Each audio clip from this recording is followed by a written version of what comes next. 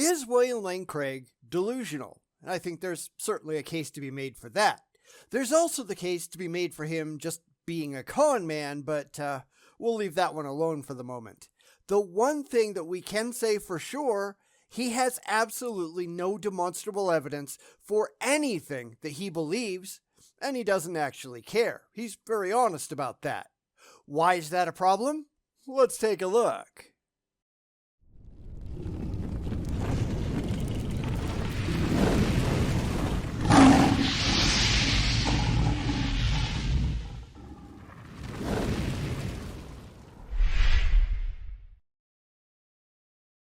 This is an older William Lane Craig video suggested by Toaster6236, but it still shows why the religious have so many problems and why this has been going on pretty much forever. I trust that will come as a surprise to pretty much nobody. They just really want this stuff to be true, even if it isn't, and they're not at all concerned whether any of it is actually demonstrable. So here comes a slightly less gray William Lane Craig. Still making ridiculous videos though, but maybe he looks a little bit better, I don't know. Enjoy.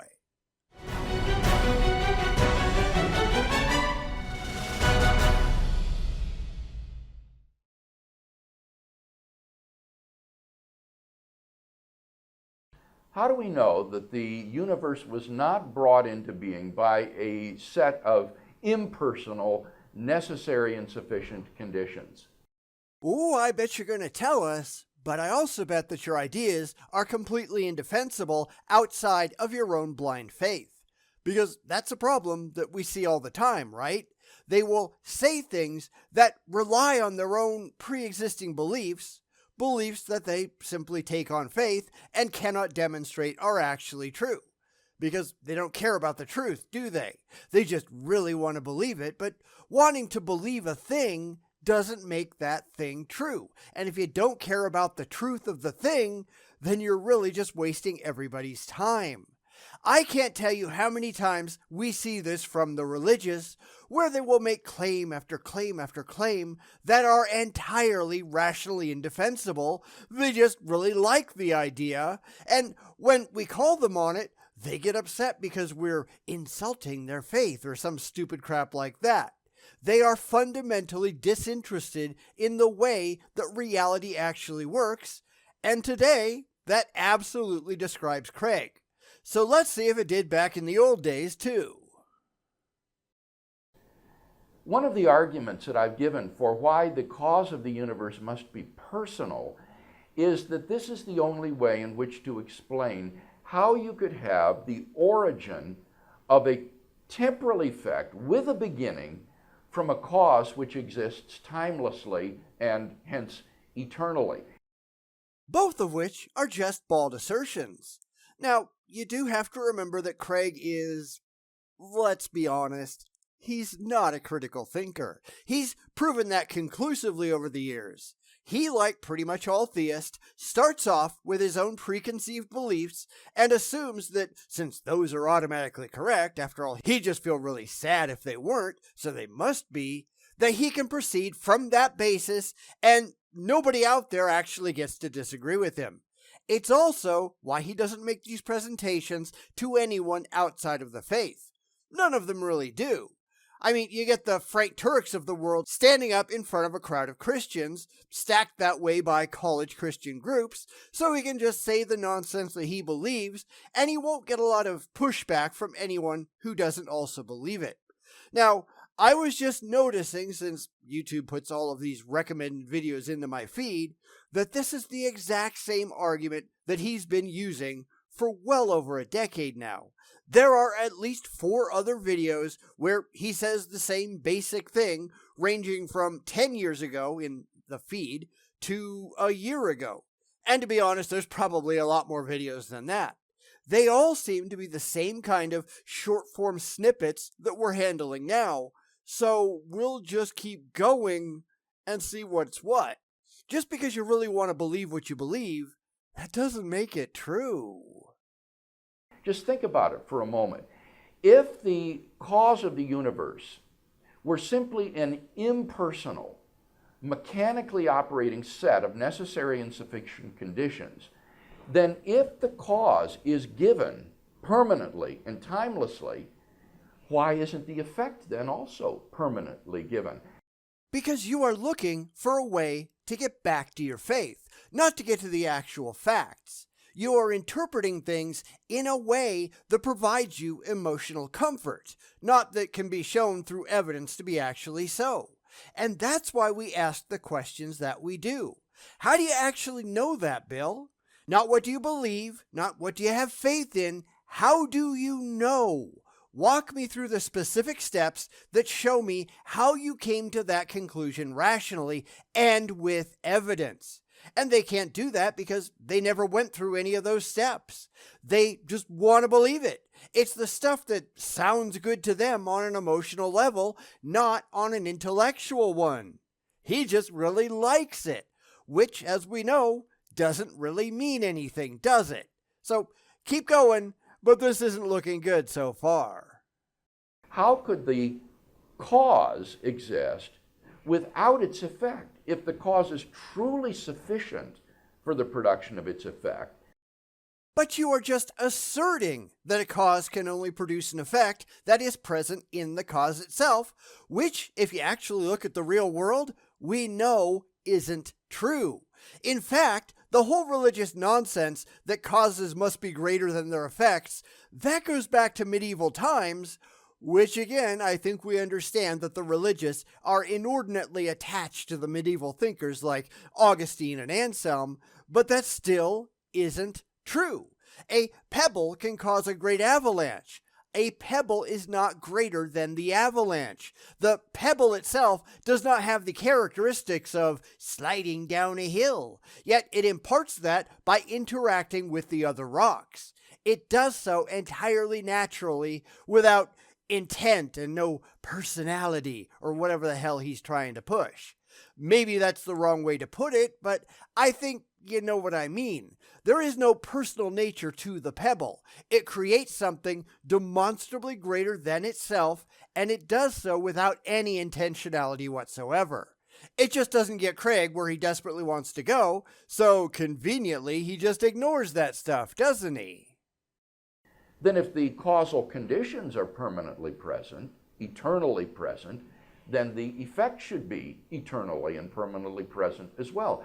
This is really why philosophers do so poorly when talking about actual reality.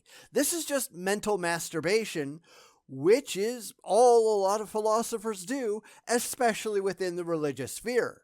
It's why they try to use philosophy, which is a completely useless field in anything that actually exists in reality, which gods supposedly do, but they use it because they've really got nothing else, do they? Everything else they have proves that they're idiots. So they play these silly word games to try to get somewhere that they can't actually get anywhere else. They just really want to get there, so, what the hell? So they throw out a bunch of big words and say, see, we proved that we were right all along. But they haven't actually done anything of substance. They haven't proven anything. They've just flapped their lips. This is why we have to keep going back to, how do you know? Because if you don't know, then you can stop making all the stupid claims that you do. Well, you can't find God through science. How do you know that? Well, God is like this. How do you know? How have you found out any of this stuff objectively? Yanking it right out of your backside and pretending it's true because it makes you feel good, that doesn't make it true. How do you know that it's true? Leave your faith out of it. Leave your feelings out of it. Show us how you know. And they can never do that, can they? I'm not interested in your assertions. I care what you can actually demonstrate. Do something.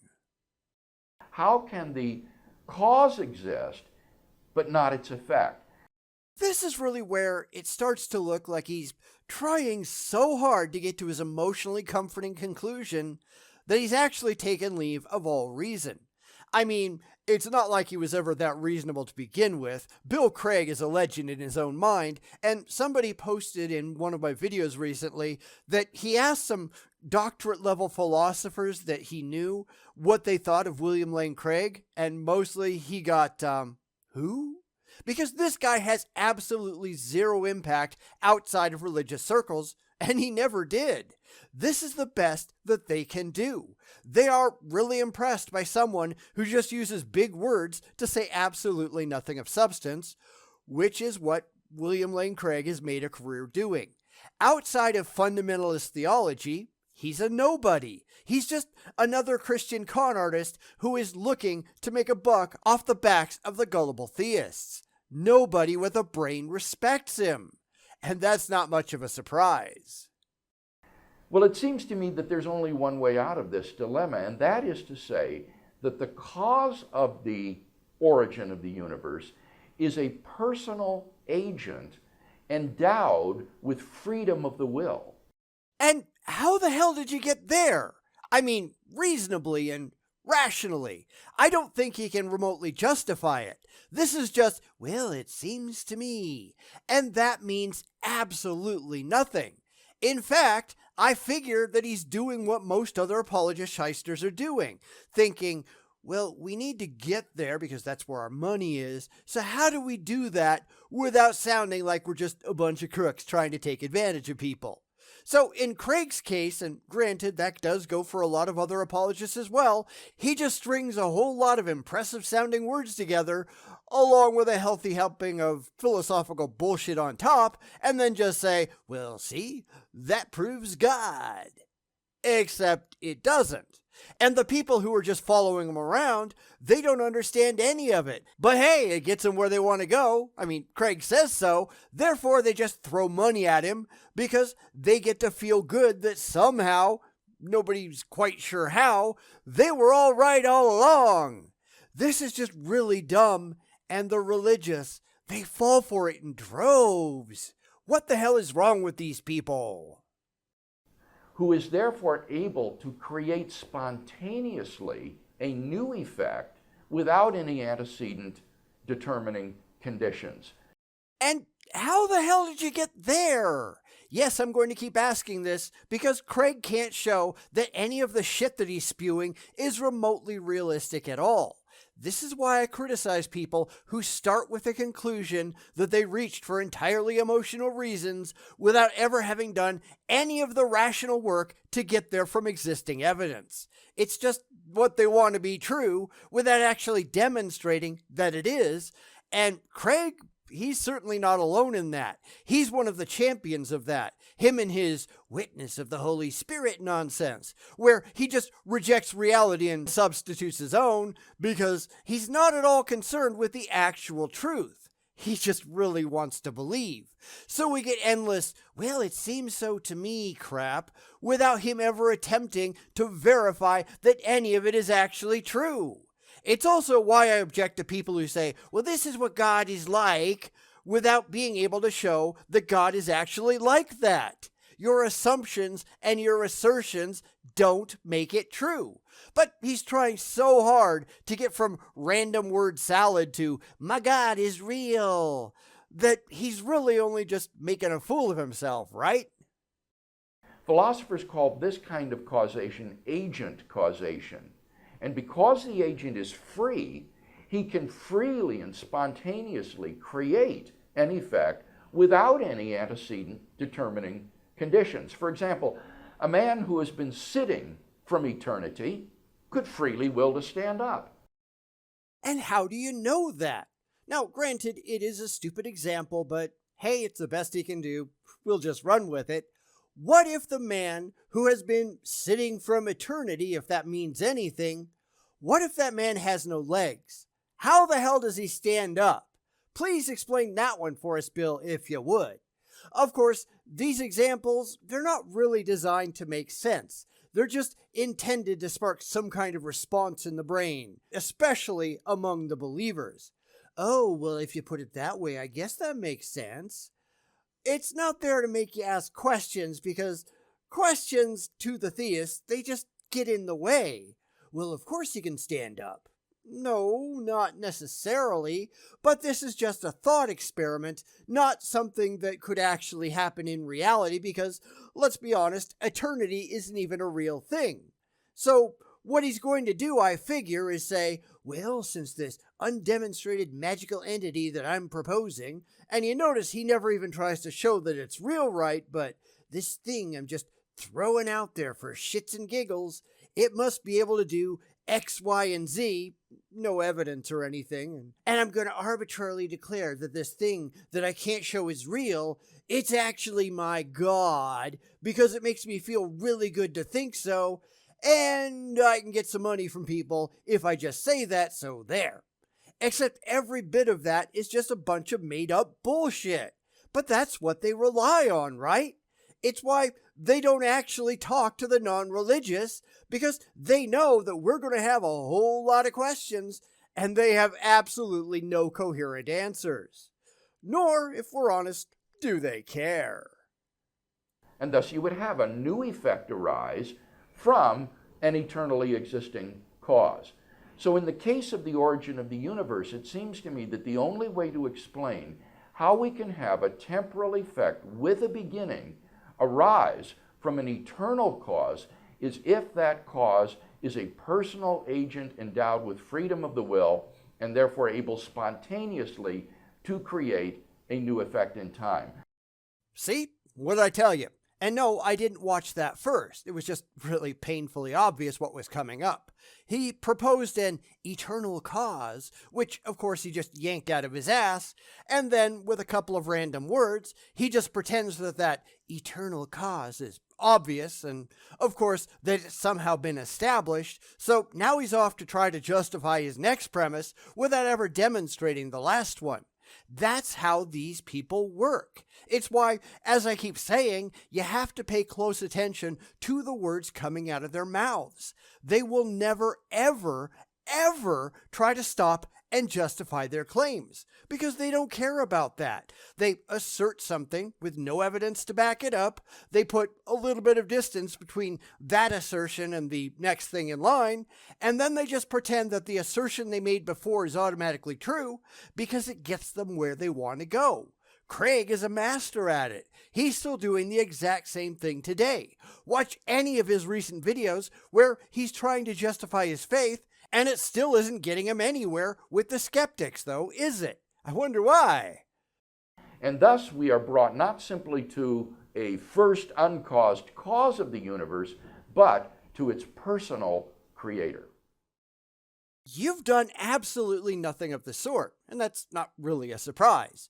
This is, of course, really common among the religious, who take the image that they have of their gods in their heads, and then they just fast talk their way to them without stopping to show how any of it is reasonable or rational in the first place.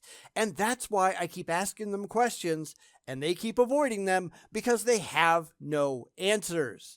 Obviously, the first and most important is, how do you know anything about your gods? Not what you believe, not what you have faith in. How do you know that your gods exist first?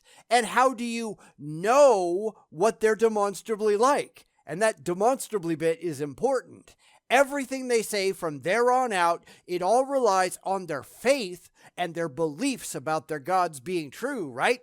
How do they justify that without faith? Because faith doesn't get you anywhere. This is something that I've had theists get really mad at me over because I don't accept faith as a legitimate answer. I can say, well, I have faith in invisible, intangible, universe-creating pixies, and here's what they're like. I'm right because I have faith.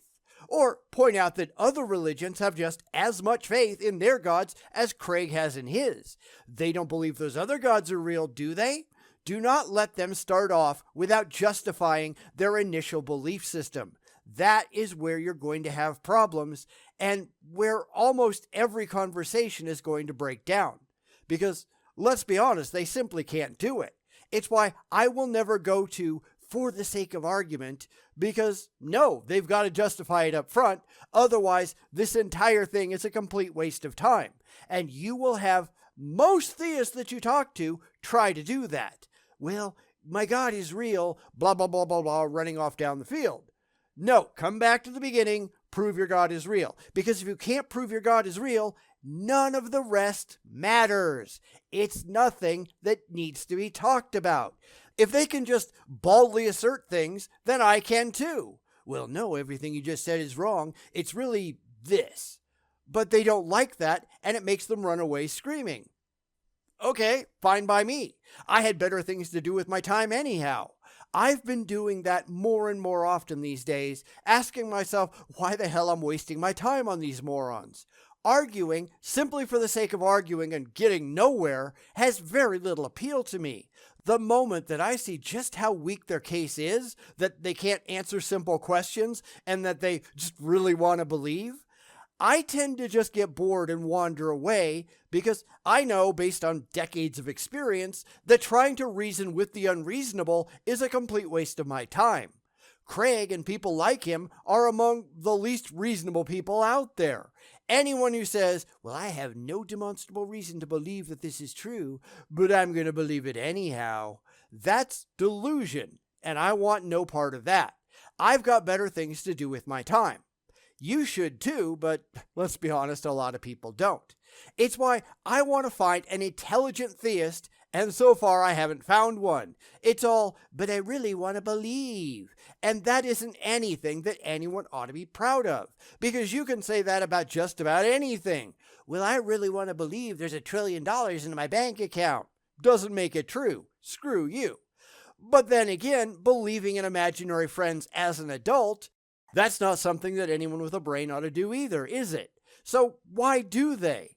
I don't know. Let me know in the comments if you think you do.